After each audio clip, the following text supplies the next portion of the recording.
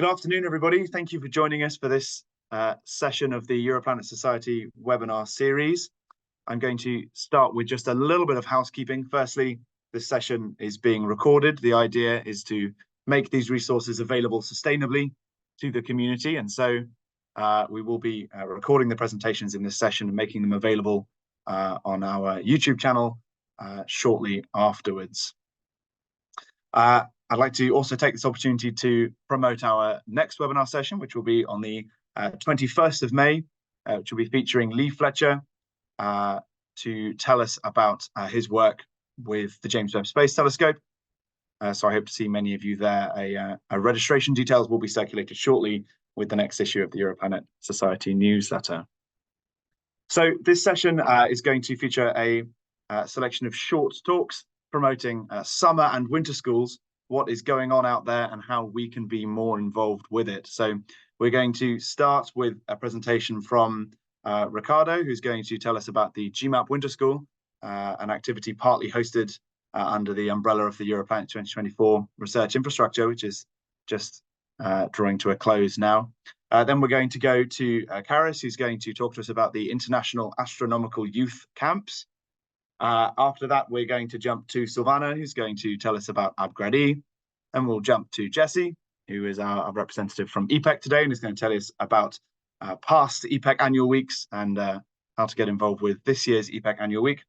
And then we're going to have a final talk from Lara, who's going to talk to us about Creative Tuition Collective. So without further ado, Riccardo, please begin. Yeah, thank you, Callum. Let me share a screen.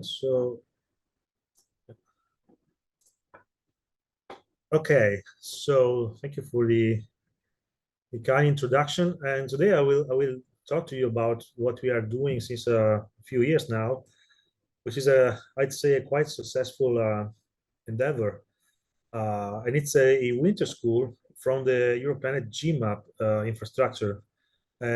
Maybe I will just introduce a bit what is GMAP anyways. It's an effort carried out by many people through the years, and essentially it's dealing with geologic maps and geologic maps, guidance and tools that are useful for people working on planetary surfaces, on the geology, geomorphology, structural geology, composition, and all the kind of tools that are dealing with surface geology of planetary bodies.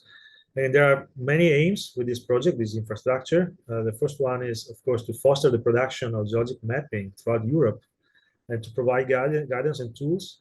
It means to have like a sort of guidebook of best practices and workflows one can use to become more familiar with data without losing lots of time. Have some community support for that and training, of course, like the winter school I'm going to show you about in a while. And of course, like engaging with the surveys, agencies, and so on. The reason for that is that we are building and basically stepping on the shoulders of giants. And historically, the production of geological maps was started for planetary bodies by USGS astrogeology. Like they are the pioneers of building geological maps.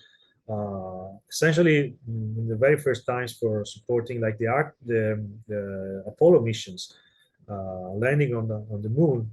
There was a sort of a pathfinder project, horizon project called PlanMap, was trying to build the next generation of geological maps, incorporating all the digital information that you can add to a map, starting also putting together the three-dimensional information to know something about not only the surface, but also what's happening below the surface. And to see whether this could be implemented in some astronaut exploration and training programs, which is actually what is happening now in the Pangea program for training astronauts in geology for the European Space Agency. So, as I said, GMAP provides also a hub for data processing, so you can also do stuff outside your own local computer. Some data integration portal where we can aggregate data also from other repositories such as Zenodo or alike, just to make products much more discoverable, also papers linked to geological mapping and so on and so forth. And ultimately, and as it is the topic of today, the Geological and Planetary Mapping Winter School.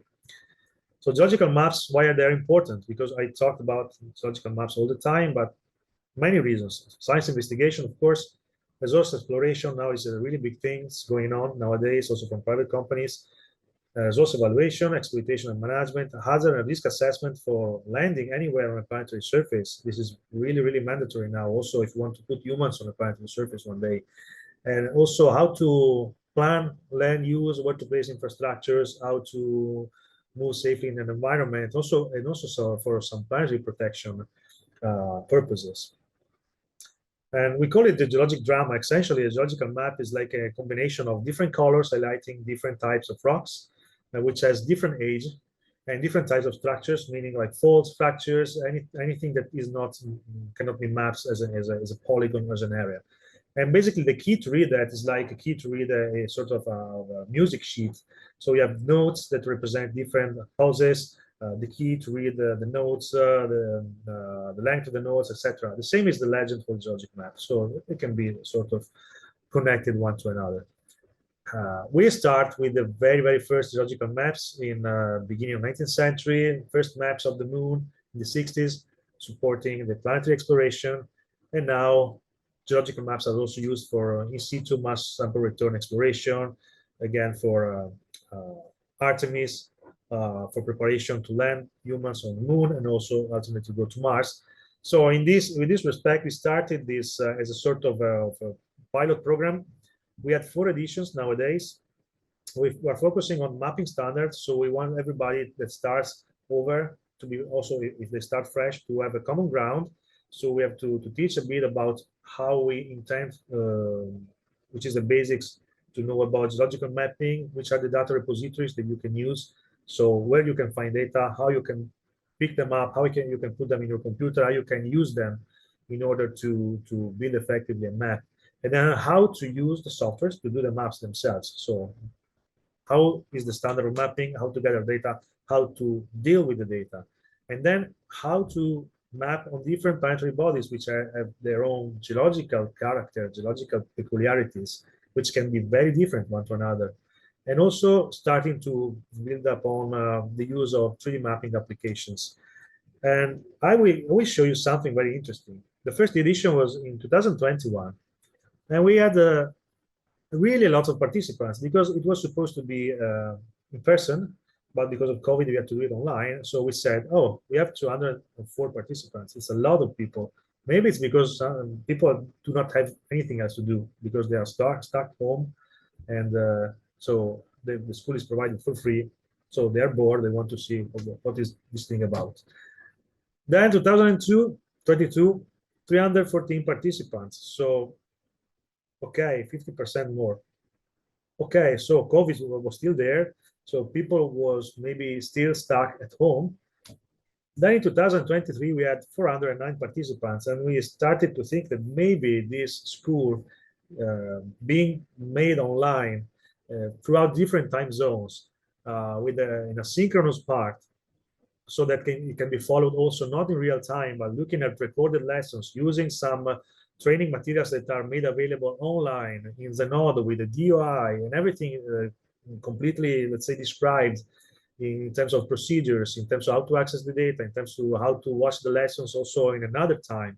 Maybe it's something that people really like, because you see, it's very, very widespread across the whole, basically, globe. And you see here below, like the topics we wanted to touch as well. So geological mapping, VR, crater chronology on the moon, Mercury and Mars, then general geological mapping of the moon, Mercury and Mars, then how to approach a landing site characterization on the surface of the moon and Mars, which is the next big thing probably in the human planetary exploration itself. And this year we wanted to see something different. There are big things moving on towards Venus. So Venus exploration, we want to explore icy bodies. We have had fantastic missions to Pluto, we have new missions coming up in the next years to the icy satellites of Jupiter, with the Europa Clipper and JUICE. So it looked timely, you know, to see something like the icy bodies. And then, of course, the small bodies like comets. We have seen comets with the Rosetta mission. We have seen small bodies like the asteroid Bennu with Osiris-Rex. We have seen the Hayabusa missions. So there is lots going on also in the small bodies. So we want to see all of that. We are providing it throughout the platform where you have different rooms that you can choose to see the basics of mapping. So how to do things in practice, like how to use the tools. And then topical rooms that you can access either in real time when the course is given throughout the whole week of 5 days of lectures and hands-on activities, so that you can enter, you can see the speaker, you can interact with the speaker. There is like a Q&A panel in real time, so that things can be answered either directly by the speaker while he's doing his lecture, or during the hands-on activities, or can be answered asynchronously later on. And all these things are complemented with seminars from outstanding scientists. And of course, there are like a general troubleshooting rooms for questions, for clarifications, for one-to-one assistance in case of need. And this platform remain open for like much more time later than the winter school, and then just to enable people to have access to all these sort of materials through time, and everything is there to stay. So all the schools are now available in our website. Everyone can access every edition of the school, can access every type of lesson material. Every lesson is in YouTube, and everyone can still have a look and follow the school and learn something also out of it, also from past year school. Some of the activities we did this year, we have trained people to do crater counting on planetary surfaces in order to date the surface of a planet, so in fact its absolute age. We have taught some tools to create effectively geological maps in no time, very quickly, using some tools that we have built upon open source GIS, so geographic information systems, during Europlanet infrastructures. We had some outstanding seminars, tutorials about methods and applications also for reflectance spectroscopy. So not only image interpretations from satellite, but also how to interpret the spectra coming out of hyperspectral sensors orbiting around planets, how to use outstanding software platforms to map very specific things about small bodies, something about Venus, and some hands-on activities on how to map irregular bodies in full 3D using gravity vector fields in real time. Here is something very nice, which shows some of the mapping products built by the students of the winter schools, how they integrate with each other throughout a single mapping area.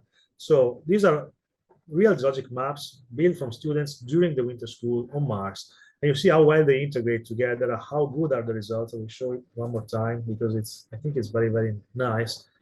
Every student can map an area. We can integrate themselves all together. People can have feedback on how the mapping approach is good or not good, how they can improve, and so on and so forth. So we also provide feedback on the mapping quality. This edition, some figures, then I finish. We have more than 600 registrants. So it's basically more than 3 times the first year of the school. We have covered 75 countries throughout the world. We are still lacking Greenland and Antarctica. We're planning to do it for next edition probably.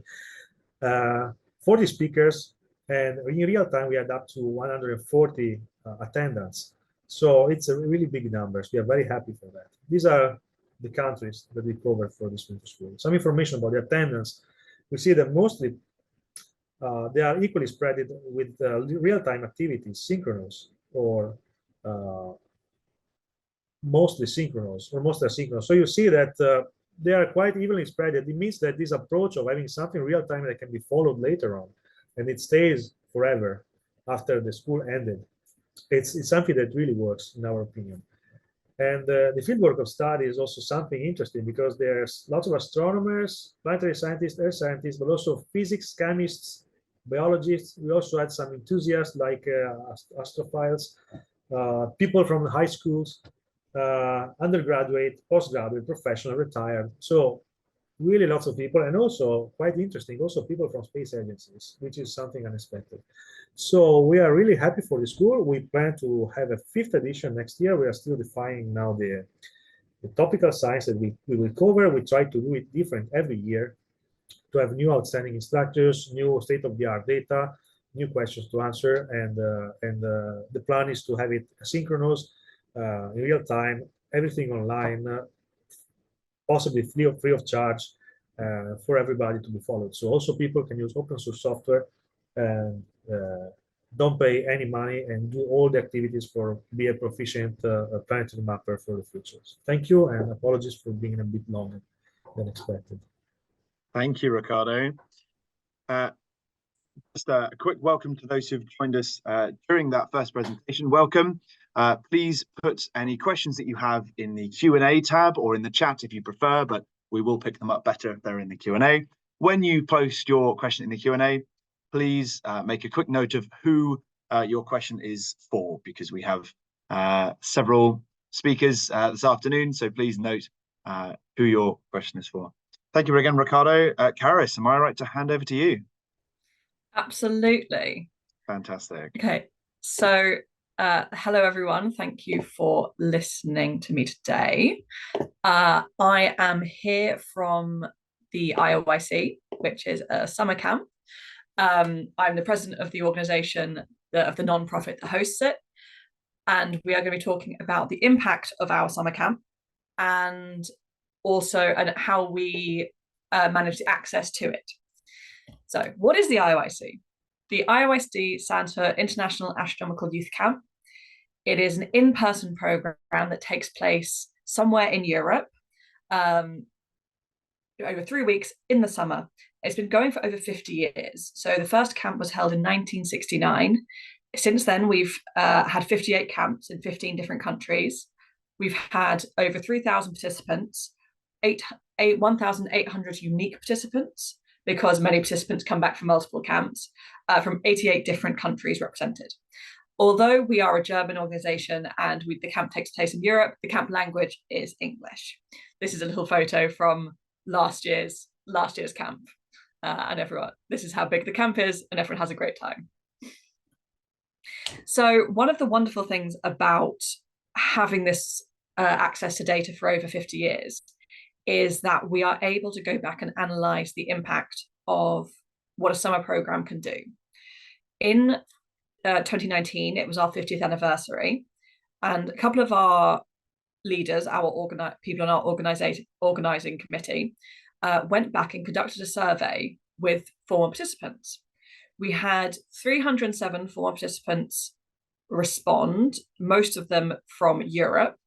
2/3 of the respondents had come to multiple camps. So these are people who, obviously are still very involved, remember very fondly their IAYC years.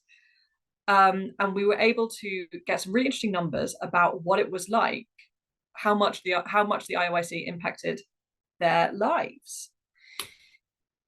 Very simply, almost half of the respondents of that survey said that the IAYC influenced their career choice in some way. That doesn't necessarily mean that they became an astronomer, but that the work they did during the IAYC impacted their lives. The IAYC is not just astronomy based. We also do lots of things that are sort of adjacent. So this year we have a space medicine group, for example. We have quite a broad range. Yes, and 29 explicitly chose astrophysics because of the IAYC.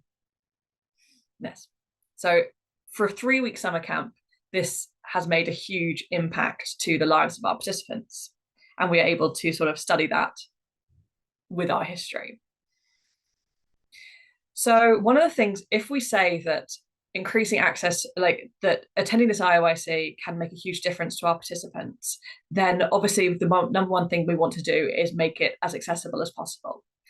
One of the ways we're increasing access to the IAYC is doing continuous EDI monitoring. So after the application process, after participants apply to the IAYC, they have an optional EDI survey. We look for nationality, ethnic group, disability and neurodivergence, sexual orientation, religion, refugee status. But we also look for things that are sort of more specific to the academics of our programme, such as the education level of parents and whether parents are working in or educated in science, STEM fields. I've just included one example plot here, which shows that this is from one of our more recent application cycles, found that three-quarters of the parents have had at least one parent completed undergraduate, and nearly half is postgraduate level of education, which implies sort of that we are reaching a select sample of the populations, which obviously is something that we are interested in how we've come to get there and what can we do to help broaden our access. In each camp, we have 64 participants. So obviously, if we had a new one participant for each country, we'd only ever have 64 nationalities represented. That's the size of the camp that we are able to host, and that's what we choose to do. Recently, the most recent camps have had somewhere around 22 to 25 different nationalities represented at the IAYC. This little map is at the bottom is how many countries had represented in the entire history. That will have a very, very strong bias towards Germany, because for the first maybe 10, 15 years, it was pretty much exclusively a German organization.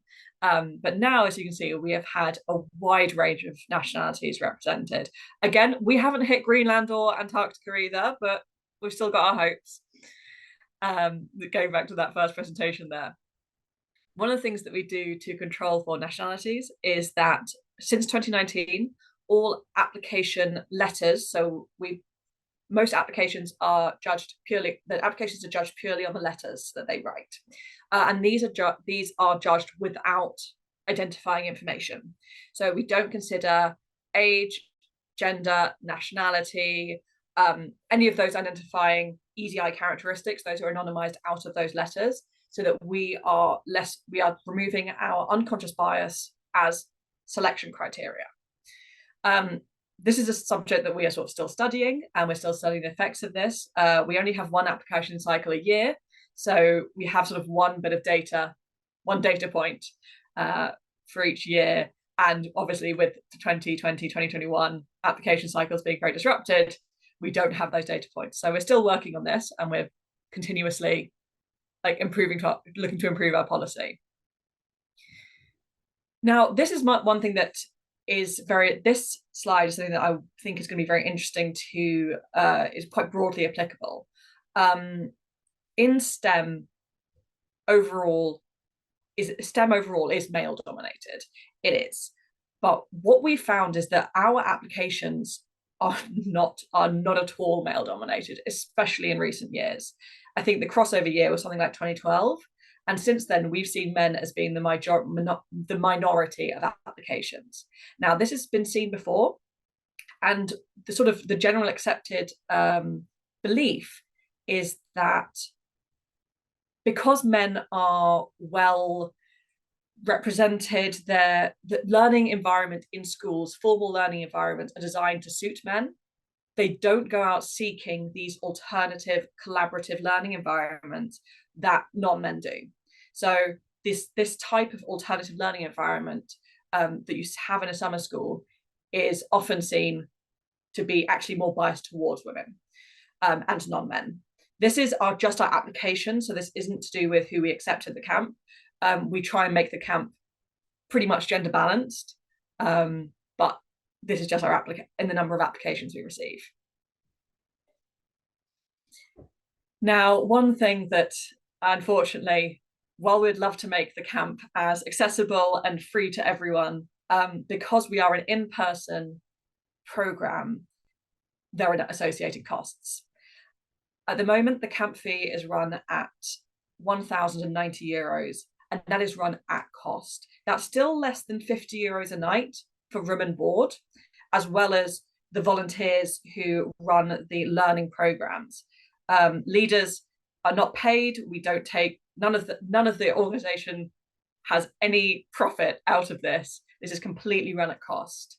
But we, unfortunately, are in a situation where this is €1,090 is what we have to charge. That's a lot for us in the West, but it's extraordinarily high for people from low GNI countries. So sort of low GNI countries, we have separated into low GNI in Europe and low GNI sort of globally. And we can see that in this plot, the high GNI, the high income European countries do just take up quite a lot of the camp.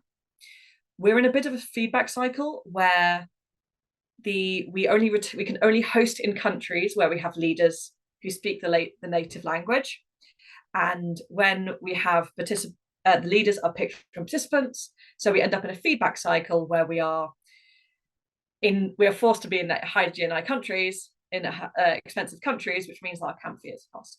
This has all been published in research notes of the AAS, which I highly encourage. If you want to hear more about this, go check that out. But although that's sort of quite depressing is maybe the wrong word, but as much as we don't like that we have to charge for the camp as much as we do have a really healthy grant program that supports a large number of participants. We have two major sources for grant funding. That is fundraised from old participants who no longer attend the camp but have aged out. Many of these actually are leaders who come back and support the IAYC, no longer as a leader, but by just financially giving for needy students.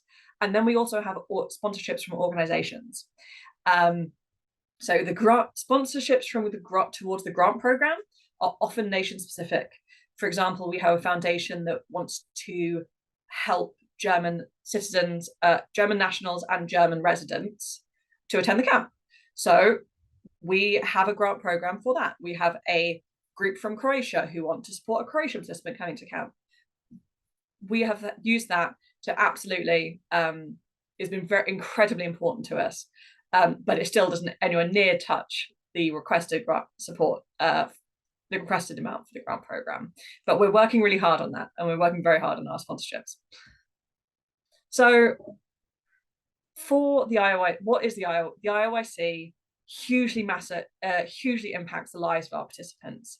It's a 3-week program, but it has such an incredible impact. Whether they just come once, whether they come again and again. So what we want to do is to be able to maximize that impact by increasing our access to the camp.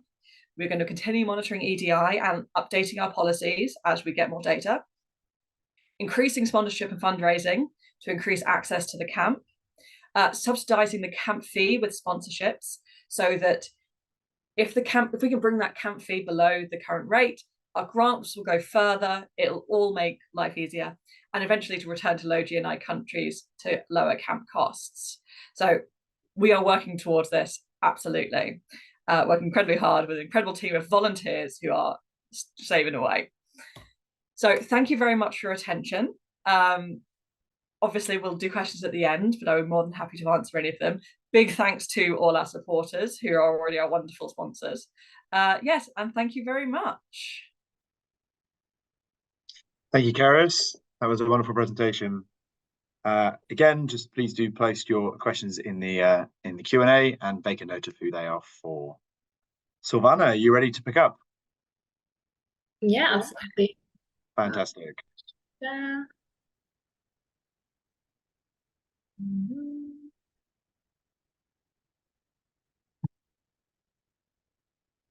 Okay, can you see the presentation? Just loading.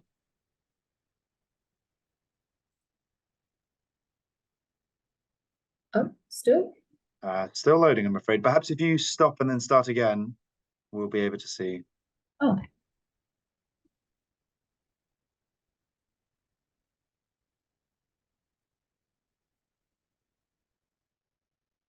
Because now it's not allowing me to stop. Okay, that's fine. Let me try to take over, and then that will stop you. I'll actually need to close Zoom and come back in. So if you want to go maybe ahead with the next talk. Sure, no problem, no problem. We'll skip ahead to Jessie if that's okay, and then we'll jump back to you, Silvana, in 10 minutes' time. Is that all right? Yes. Fantastic. Jessie, are you happy to jump in? Yeah, I'm very happy. Fantastic.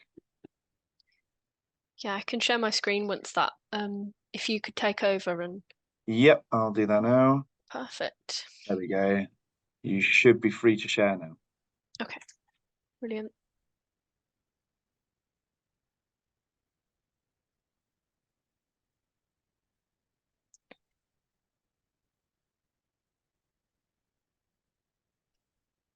Fantastic. We've got you there. Is that showing okay? Yeah. Yes, that looks great. Perfect. Okay. Right. Let me just get my bearings. Okay, perfect. So, hi everyone. It's nice to see a few new people here. For those of you who don't know me, I'm the EPEC co-chair. So, I help run the Europlanet Early Careers Network, which is a branch of Europlanet targeted at early careers. So that could be, undergraduates looking to go into postgraduate study, or master's students and PhD students, early postdocs, that sort of stage of the career. And we sort of look at facilitating these really key transferable skills that help you in your career through planetary science, whether that's through academia or if that's continuing on into industry. So we really look at organizing various activities where you can get together as a team and you can really collaborate and get to know the community around you, because that can be quite a hard thing as you're moving on through academia, to build those networks and to get a sense of community. So we do our best to facilitate that, and we are an early career network also run by early careers. So let me just change that screen. Move on to the next slide. Perfect. Okay, so I'm just going to give a brief EPEC background in the beginning, a quick whistle-stop tour through years of history. So forgive me if I miss anything out. But today is meant to be a focus on the summer school aspect. So that would be the EPEC Annual Week, which I'll talk about also throughout the presentation. So I will move on to the history of EPEC Annual Week and what we've done in the past, and the first announcement of this year's EPEC Annual Week. So stay tuned for that. Right. Okay, so this is sort of a very quick tour of how EPEC all began. So back in the early 2010s, there was sort of a growing planetary science early career community in Europe, which really was in desperate need of a network that could bring together this early career community and help them make connections and build on all the sort of key skills that you aren't necessarily taught in a class or at university. So we that's the service that we now provide. So moving on from 2010 into 2015, over those few years, that was when we began to organize early career workshops. This was something that Lena Noack had done. She'd coined the Science Flash EPSC, which Noah now runs from 2015 onwards. So this became sort of a small workshop organization to becoming something much larger as it is today. So in 2016, a really key date was when Europlanet asked her to formalize this network, and that saw the birth of EPEC as we sort of know it today. So over the next few years, that was when we started really expanding the services that we provide and the activities that we do and the events that we run. So that saw the poster contest at EPSC, which began in 2017, which has become greatly popular and should come back again this year. And so in 2017, we noticed quite a strong trend of a growing early career presence at this conference and generally within the Europlanet societies, which calls for more activities for early careers as we had more involvement and we were building up quite a strong network then. 2018 was a pretty key date as well, is when the first official chair took over the EPEC network. So that was Indu. She did a brilliant job. She started in 2018 and formulated the structure as it was for many years, based on, as you can see on the left, diversity communications, annual week, so our summer school, future research, outreach, and early career support. So those are the pillars of EPEC really, which remain the same today. So 2018 was also our first annual week, which happened in France, which I'll run over a little bit in the next slide, and just talk to you a little bit about the history of our summer schools and how they've grown to what they are today. So let me just move the slide. There we go. Perfect. So EPEC Annual Week has been going since 2018, so it began in Strasbourg in France. There has now been 5 annual weeks to date, the 6th being this year. These annual weeks are really just a chance for people to get together and network. I'll talk a little bit more about that, but that really is the key message we're trying to promote, is to just get to know everybody around you. You don't know when and where these people may become useful to you. So you could be in the lab and you want to know about a niche part of data that you've collected, and you'll remember that you've met this person at an EPEC Annual Week, for example, and you can get in touch because you already have that connection. So it's a really, really important event that we really enjoy running every single year, and our turnout has been getting bigger and bigger on year. So the sort of events that we run at these annual weeks include many different workshops. So we'll have a career in industry section. So whether you want to stay in academia or move to industry, we like to give a platform for both of those options and just tell you what you can do within planetary science, and how you can transfer skills from your background into your future career. So that's something we really enjoy doing.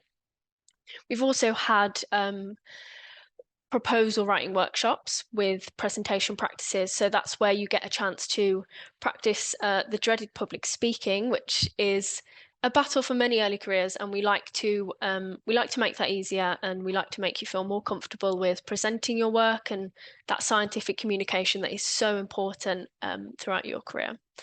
So I'm going to talk a little bit about why Annual Week and why is it so important. So networking, that's involved for a very, very good reason, because these are the perfect events where you can find your community and develop these connections, these really important connections within the field or within like-minded adjacent fields as you move through your career. Idea sharing is another big benefit of Annual Week, because just talking to people about an idea you have or a question you have could lead to many potential projects and opportunities. So anyone that's heard me give a talk before, I mention this in most of my talks, but at an EPEC event is where I actually met my current PhD group, and just from networking and making those connections a couple of years later, that's how I now have my PhD research group. So it's a really, really important thing to do, and these events can be really beneficial for your career, like years on down the line. So another benefit of Annual Week and some schools in general is just the collaboration, which is just a fundamental skill that you'll just need wherever you end up, be that in industry or academia. This is a skill that should absolutely be practiced through working on these, group activities that we do in Annual Week, and just to have fun whilst doing it.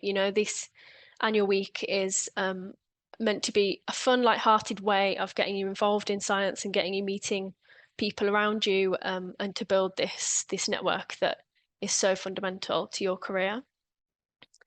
So I've talked a little bit about Annual Week, its benefits, its history. I just want to talk a little bit more about Annual Week this year. So this is the first announcement we have of Annual Week. We're in the preliminary stages, but I can say that the 6th Annual Week of EPEC will be held this year in Padua in Italy. So that's June the 25th to the 28th this year. So like many previous years, we will have a remote aspect to this Annual Week, so you can get involved remotely, listen to the talks, the panels, the workshops we have going on if you can't attend in person. But it will be really, really beneficial to attend in person and make those connections. We all know it's actually much, much better in the room if you can be there. But if not, don't worry at all, that will be something that can be hosted online as well. So we are opening registrations. There'll be a formal announcement made as well on the website and on our socials, so stay tuned for that. And more info will come out as everything is confirmed. But this is more so, save the date announcement, as it were, so that just so you know to get that date in the diary, because we've had a really successful annual week history in the past, and that is something that we really want to continue. So the annual week will be held at the University of Padua and online. Very preliminary stages of the programme, but I can say that we will have sessions based on planetary science with industry, with a particular focus actually on the nation's activities. So within Italy, they have an Italian space agency. So there could be talks featured from there, and you can hear a lot more about what is going on within mainland Europe, within planetary science, and also talk a lot more about fellowships and other opportunities on offer that you might not yet be aware of, and it's getting more and more important as people finish their PhD or go towards moving into a PhD. So there are talks aimed at people from every level of their career, every stage. We will aim to put something on that that appeals to you. As usual, we'll have an outreach section and a scientific communication workshop. As I mentioned previously, we've had Science Flash at EPSC, which is a fun 3-minute sort of speech about you communicating your science, and we have these really engaging ways of just trying to get you to communicate your science and to a different audience, and maybe an audience that is an expert, which is can be a really difficult task. So we want to help you make those skills stronger in a fun way and in a beautiful place. Padua is a brilliant place. It's a great city where you can reach most of the places by walking, for example. It's very well connected. There's actually a few different airports. I believe there's 3 airports also nearby Padua, so it's quite well connected, and you can get pretty cheap flights there. So we've aimed to make this very accessible for early careers, and make it feasible within limited funding regimes. So there'll also be talks about mental health, as this is something really, really key that EPEC like to give a platform to, an open discussion on the table about mental health and work-life balance, and how to manage this going forward in your career. So the 6th annual week is promising to be another really successful event, and we'd love for you to register your interest. You can do so on the QR code on the screen, but if not, we will be posting a link to that as well. So yeah, we would love to see you all there, be that in person or online. So thank you very much for listening to me. I realise I'm slightly short on time, so that's not good. That's good. I've not run over. That's brilliant. So yeah, that's great. If anyone's got any questions, please just post them in the Q&A tab. I'll also be happy to answer any questions after the session. So yep, thanks a lot, Callum, for hosting. Thank you, Jessie. Thanks a lot. Silvana, you are back with us. Are you able to try your share again? If it doesn't work, I can always share it from my PC, and then you can tell me when to change slides. Yeah, no worries. I mean, it was just my Zoom, because at some point it just all it out, so it wasn't but hopefully now it should work. Good. It happens. It happens. Yeah. Always at the worst times, doesn't it? Always. There we go. We've got you. Perfect. Nice. Perfect. Okay. Yeah, so thanks again for having me here. So for those who don't know me, I'm Silvana Pinna. I'm the current president of AbGradE, which stands for Astrobiology Graduates in Europe.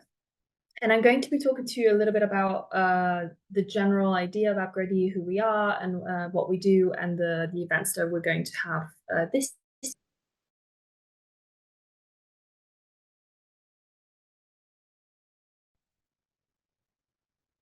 Oh.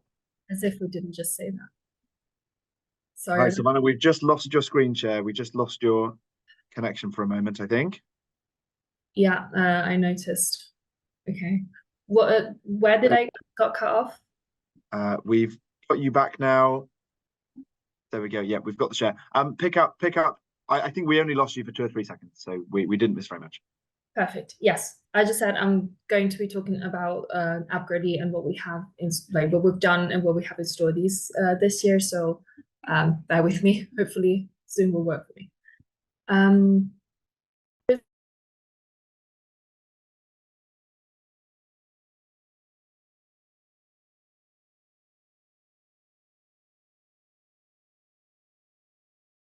I think we might have lost you again there, Silvana. Could just be my connection.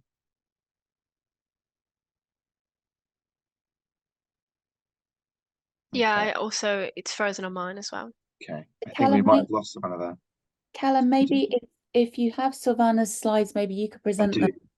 Yeah, I think that's probably the easiest thing to do. I will, Silvana's still in the call. What we can do is I can share the slides and Silvana can just let me know when to change over. Yes, please. I think there's a bug with my Zoom, I think. So I'm just not going to attempt sharing. That's no problem at all. Let me do it. Okay. Okay, so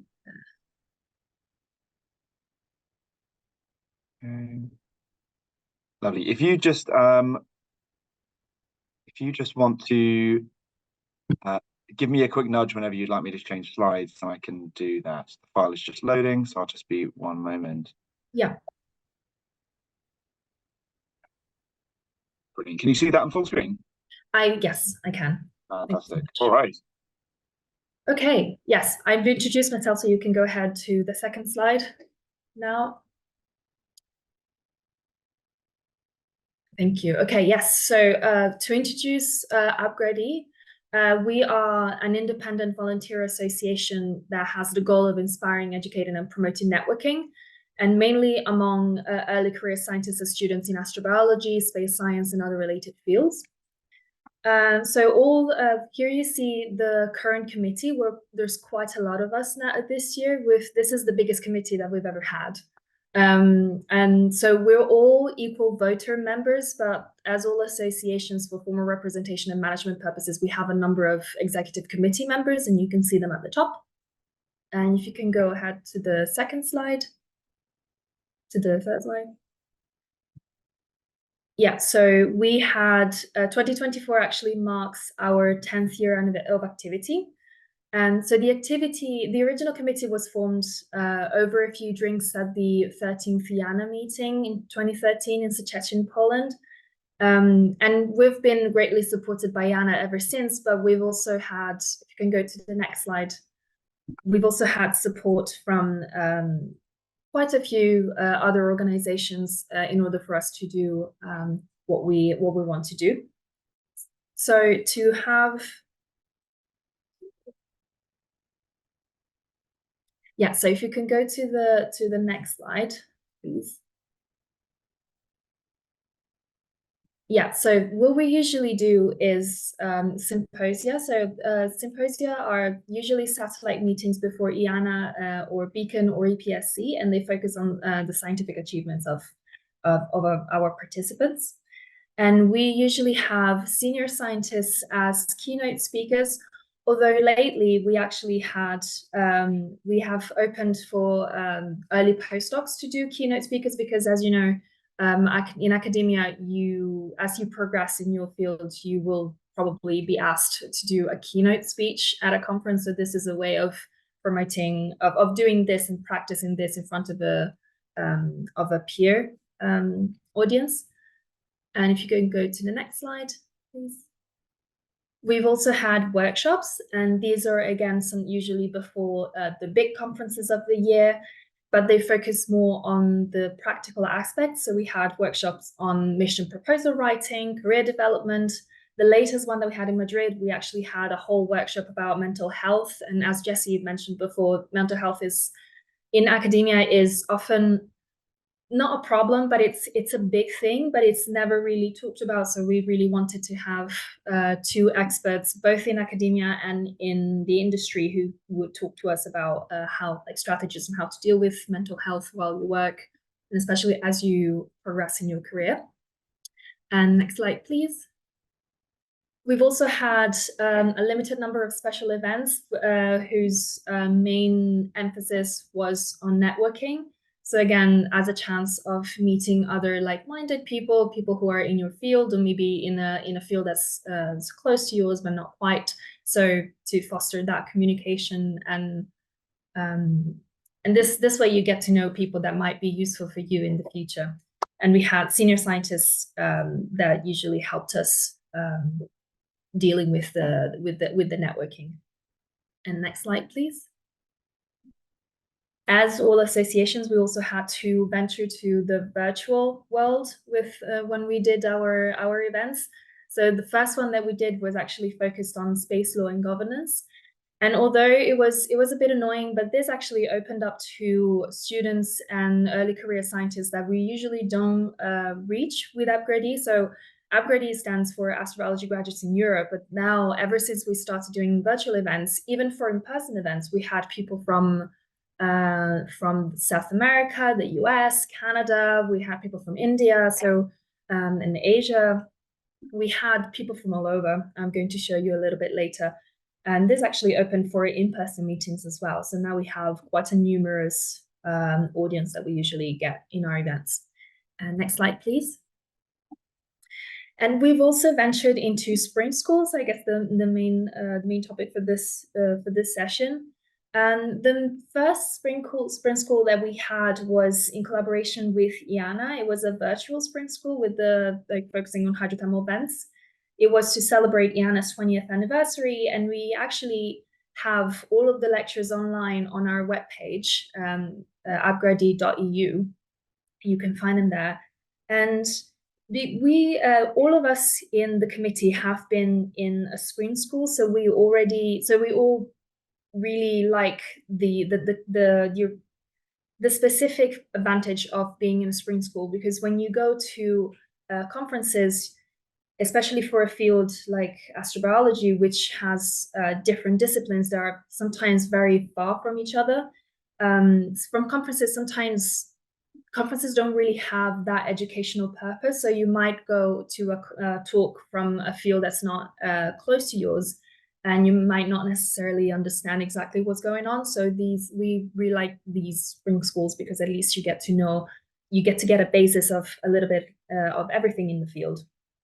And if you can go to the next slide.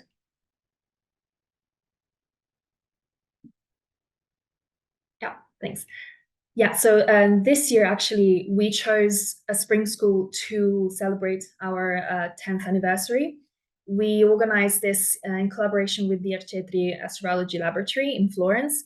Unfortunately, the registration is already closed, because this is going to happen in 2 to 3 weeks, 3 weeks, I think.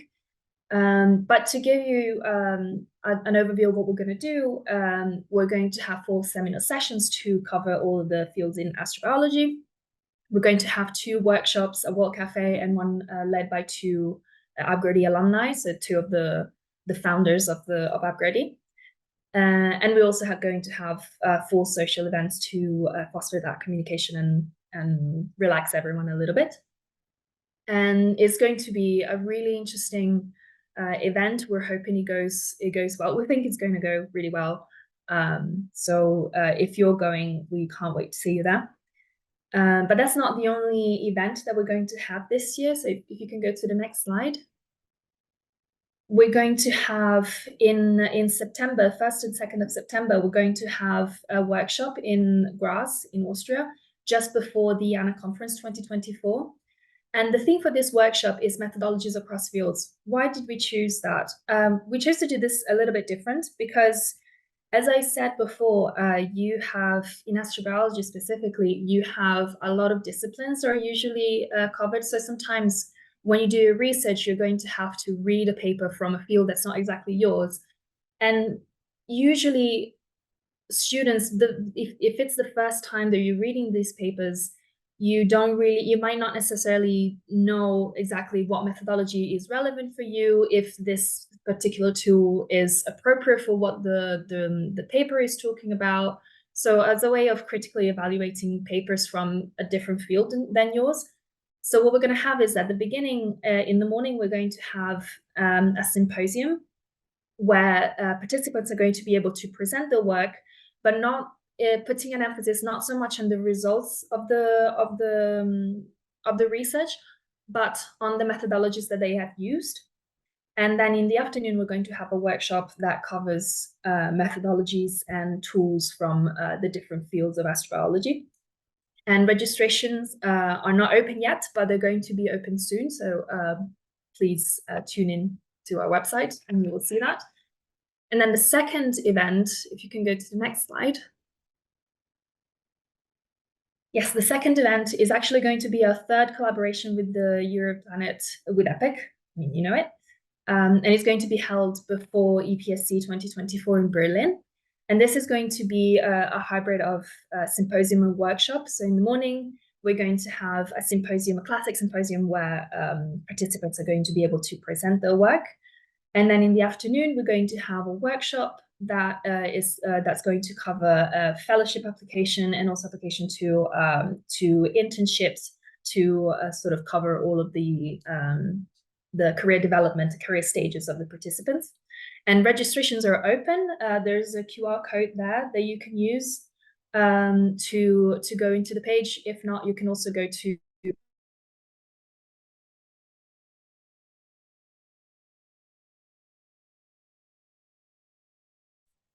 okay, as if that didn't happen. Yes, QR code is there. Please register. If you can go to the next slide. Yeah, so if you think that might not be for you, or you might not be like your career stage might not be relevant for our events, these are statistics on past events. As you can see, we usually have quite a lot of PhD students, but we had participants from all over the career stage until early postdocs. So we had also people from industry who are starting up, we had undergraduates. And we also have quite a lot of scientific backgrounds covered, as you can tell, and also non-scientific background as law, for example. And so this is really for everyone. Next slide, please. And also this is the reach that we managed to have. So you can see in yellow, people participated to both physical and online meetings. So no matter where you're from, if you're able to come, we're really more than happy to welcome you. We work on a budget. We try and make it as cheap as possible for the people participating. So sometimes we manage to have grants available. We will let people know if we have grants. It's not clear if we are able to do that for the next two events, but just so you know, this is something that often happens, that we can support some people in some way. So please do come. And next slide, please. These are the way that you can keep up with us. We have our website, abgrade.eu, where we also publish if there's postdoc positions, PhD positions, or meetings that are happening. And you can also sign up to our mailing list. We have a newsletter, and you can also send any questions that you have to the AbGradE email, which is usually me replying. And also, if you have an event that you want to publicize for early careers, please do send it to us, and we'll put it on our website and our newsletter and everything. So yeah, and next slide. The next slide is just to thank you all for listening, and do reach out. Thank you. Thank you, Silvana. Thank you for your adaptability and persistence with us through those technical difficulties. That is much appreciated. Okay, last to present, we have Lara.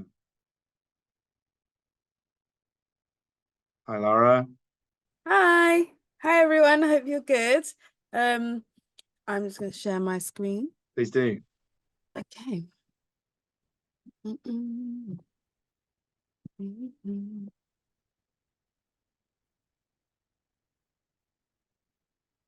Right, I just want to start by saying really loved all the speakers so far. Really enjoyed hearing about everything you've done in your work experience weeks. Is a lot of inspiration for me still. So I just want to say very well done for all of you. I'm Lara Lalemi. I'm the CEO of Carys Tuition. And Carys Tuition work in partnership with the British Antarctic Survey to deliver work experience weeks, and we've done this over the last 3 years. Now I would really love to know to tell you all the history of how this came about, but you know, only because we have only 10 minutes, I'm going to keep it really streamlined. But I will tell you a little bit about my organization. So today we're going to be learning about what the work experience outline is, the benefits of the program, and the ask, either from you or people that you might know or people you can connect us with. I think it's really important to have a clear ask of from this presentation, so that's what I'm going to give to you. So, as I said, my name is Lara Lalemi. I've just completed a PhD in aerosol chemistry. I also am the Equality, Diversity and Inclusion Officer in the University of Bristol. I'm not going to say that whole sentence because it takes me forever.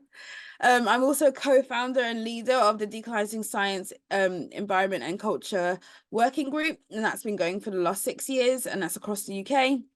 And I'm also the CEO of Creative Tuition. So Creative Tuition offers young people with unique and bespoke opportunities to flourish within the STEM environment.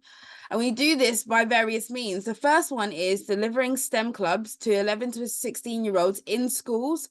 And this caters for marginalized backgrounds. So we cater from neurodiverse backgrounds to people from the global ethnic majority to people with LGBT backgrounds, you know, a really vast majority of them. We also deliver, it's been pressed upon in the past few talks, like mental well-being is such a key and important thing within STEM, and yet it's not very much talked about. So we've developed a bespoke program and challenge for young people where they develop a mental well-being app, but through that they also they learn about their 9 emotional needs. So that's a really bespoke thing that we do. And lastly, why we're here today is we deliver work experience weeks and university experience programs to 15 to 20-year-olds. That can vary. Sometimes it's 13 to 18, sometimes it's 15 to 20. It really depends on the program. But the one I'll talk about you today is 13 to 18.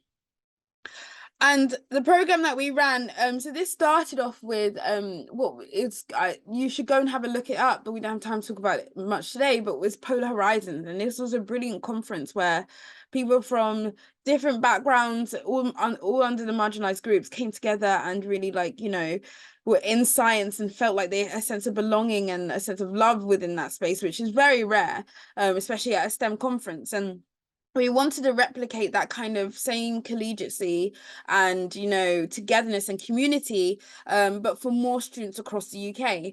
Now, BAS originally was catering towards their local community, and their local community happened to be of one demographic, and it wasn't very expansive. And so BAS looked at their what they were doing, how they're doing it, and they wanted to reach more students, but they didn't know how. And that's why they employed us. And so we took on this task, and we put out we advertised the work experience weeks, and we advertised to 13 to 18-year-olds, and we stipulated that the students had to be from these backgrounds. Students came from across the UK, and because they were online, they were able to access it from the far corners of the UK. We do realize there could be accessibility problems here, but for now we did still cater for a large majority of marginalized groups. And how do we do this? So we I'm very much a kid at heart, and so what's really important for us is that students feel like they're having enjoyment and enjoyment while learning and having fun while learning. So we use Zoom, and we also use something we call GatherTown, and GatherTown's a really brilliant way of students, you know, gamifying their experience. And there was actually, I couldn't put it up today, but there was a quote that a student said that, like, at first I really hated GatherTown, didn't see the use of it, and by the end I completely got it. And, you know, and it's that kind of experience that we want the students to have. Like, networking is so scary at the start, especially online. A lot of students have their videos off, so GatherTown's a really nice way to be in another universe, and so that really helped. So what does the work experience contain? So day 1 to day 3, we do it over 2 weeks. And the first week is taken predominantly by Creative Tuition. That's where we do career talks. We do challenges set by BAS, and these like are mini design challenges. So it'll be either a science communication challenge by Hugh Griffiths, or they'll be asked to design a container to take a really delicate spider from the seafloor. It's really cool. The students really get into it. Honestly, last year, what someone came up with was, one of the students came up with this brilliant plan, and we were all like, oh, wow, never thought about that. So yeah, we realized throughout this whole work experience weeks, when you give students a chance to innovate and create, they are super creative and super, like, you know, they blow our minds most of the time. But we don't just concentrate on like the practical stuff and the technical skills. We also go into, you know, the diversity in STEM and like kind of exposing them to how diverse STEM actually is across the world. We give them self-development workshops as well. And this again is to like help them realize what are their goals, where they want to go to, you know, their short-term, mid-term and long-term goals. And lastly, we work with a company called Cypher Us, where we do a national, well, we do it in time video experiments, and those are really like molded around kind of polar science. So for example, one year they put oil on top of water and tried to remove it through various different means to kind of simulate an oil spill in the sea, which I thought was pretty cool, and students loved it. And then days 4 to 6, this is where the students really like shine. I mean, they shine in the week before, but they really shine here. And this is where we give them challenges. Now we allow our neurodiverse students to work alone, or like some do like to work in groups. And so they work in groups. We set them challenges by BAS. BAS sets some challenges, and with Zebra Limited, run by Clara and Clark, we take them through a design thinking challenge, which was kind of came up with by Google, and we use that same methodology to kind of get them to think about what the solution is and come up with their ideas. And honestly, every year we've been impressed. So far, I was reminded yesterday of the from the 3 hires that we did. One of the students really loved the fact that like when she created her solution, we were all so surprised, and the person that set it loved it so much that they asked for her to send them the presentation because it was so aligned with what BAS was already doing, yet she couldn't have known. So that's how innovative our students are when we allowed them to be. So something we entered last year, which I'm really proud of, is we managed to get a whole host of mentoring sessions run, and these are on our YouTube channel. But the brilliant thing about this was that like students were able to ask any questions they wanted about like their careers, the career journeys, and that was such an important part of the experience. You know, I think there's only so much you can ask in a careers session online. So this we had these programs after. So yes, each individual could talk about what their journeys was like, the stumbling blocks, and you know, you'll hear a little bit why that was so beneficial. But just want to highlight also Bryony. She's the UK ambassador to Iceland, and her journey is incredible. She speaks 8 languages, and that really blew a lot of the students' minds. And I think that having that person there who isn't really steeped in polar science, but is like, you know, adjacent to it, was really important to show like the plethora of skills that studying geoscience or studying geography or studying, you know, international relations, how that can all relate to, you know, polar science and a career in polar science. So that was really brilliant. And so where BAS and polar science is seeing like these low numbers in terms of minority groups, what we saw was something different. So out of the 60 accepted students, I think we had around 40 turn up. But 53% of them was from global ethnic majority. That's what we used to term BME. 32% received free school meals. And bear in mind, this work experience is completely for free, online and free and subsidized by BAS. 28% individuals identified as being a person with disabilities, and 70% identified as being female, non-binary or transgender identity. So that was really brilliant. But what was the standout, you know, statistic for us was that 100% of them would recommend the work experience to their friend, and that was so important for us to acquire in this year. So there's I forgot to do the thing that I should have done. Hang on. Just share my sound. Where are you? Okay, there you go.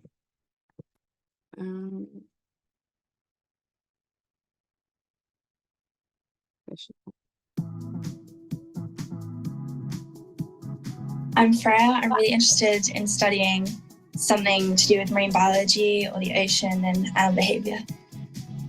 I really enjoyed getting to do the challenges because you got to talk to people who are actually members of BAS and like come up with things in groups. And I think it really improves my teamwork skills too, because I got to meet people from all over the country, and then really quickly you'd have to come up with like a whole project or do drawings on it or something. So yeah.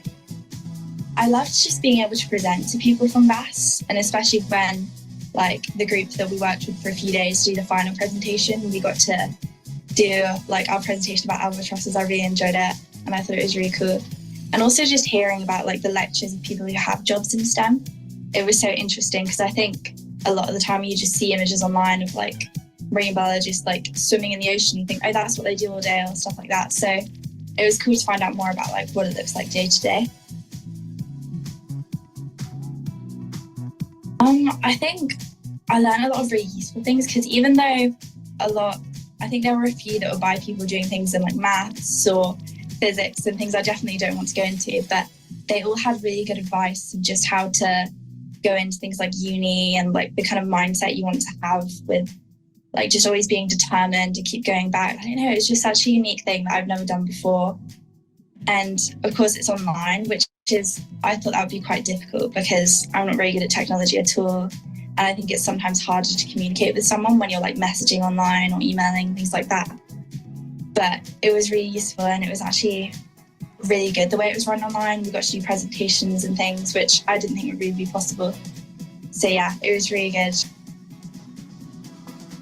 So that was one of our students who's actually now come back and is working with us this year on the Work Experience Week, because one of the things that we champion during our Work Experience Week is the reciprocal nature. So like we want students to come back and work with us on the program, and eventually I'd like to phase myself out, because it should be a program run by students for students, and I think that's obviously supported by myself and my staff, but you know, I think that's when it becomes more powerful.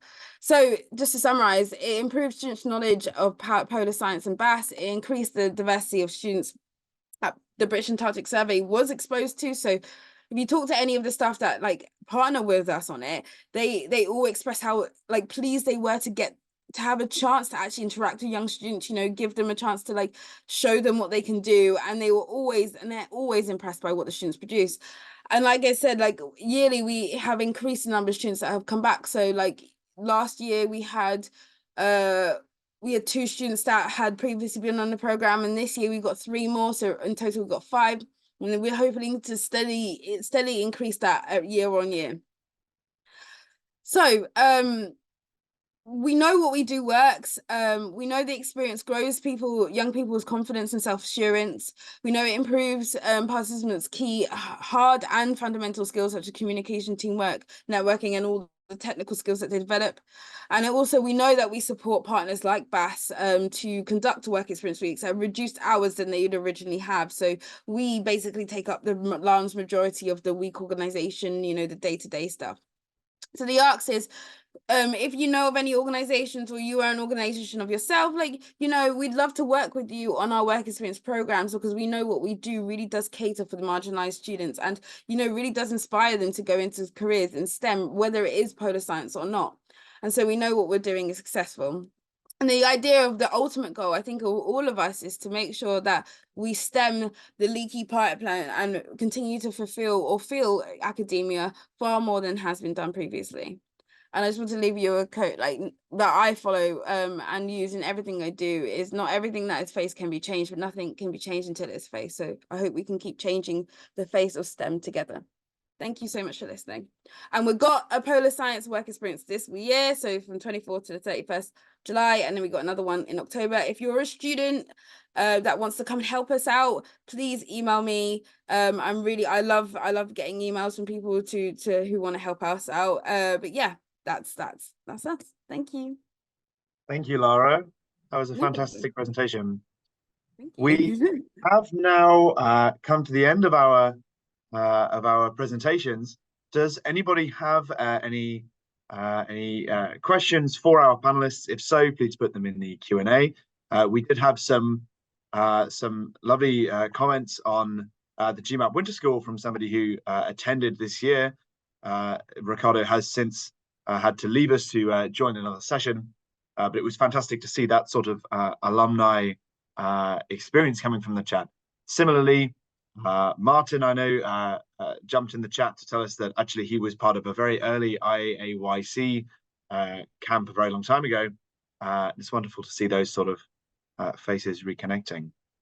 A question that I had, and this really can be open to all of you panelists, is, are there any particularly memorable instances or memorable moments of past summer or winter schools that have really stuck with you?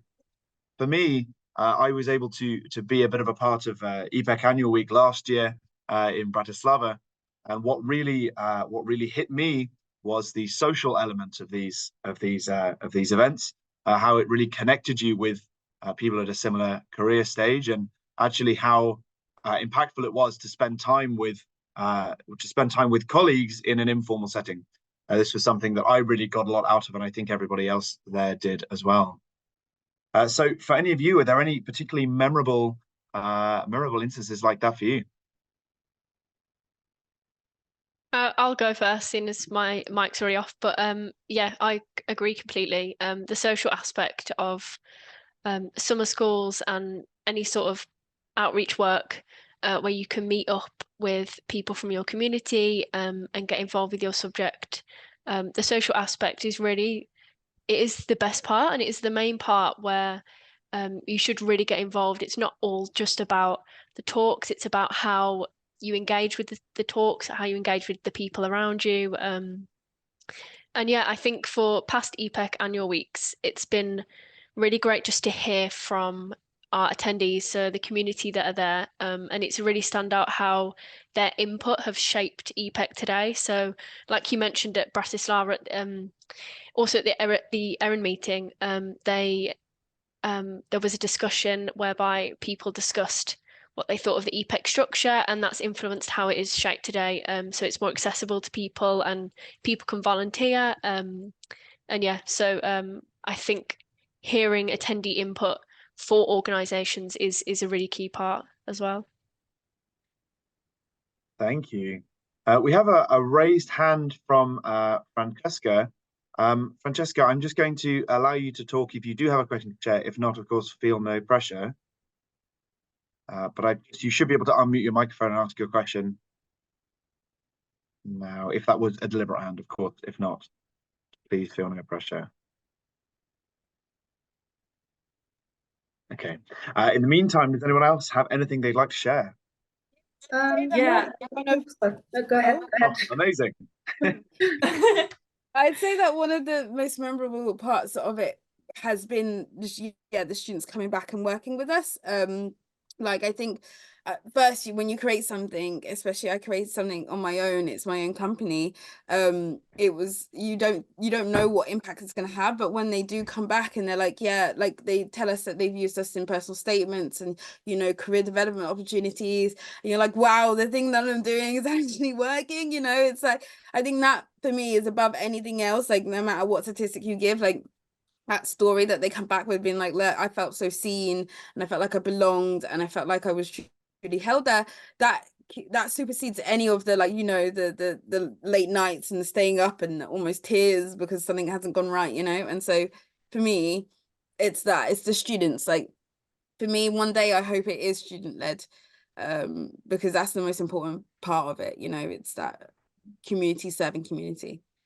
Thank you. That's really meaningful. It's a fantastic thing when something that you do for outreach, or even just in the facilitation of people meeting people, or providing opportunities like that, when you can really measure that impact in people who come back to you and tell you that this has had an impact in their career.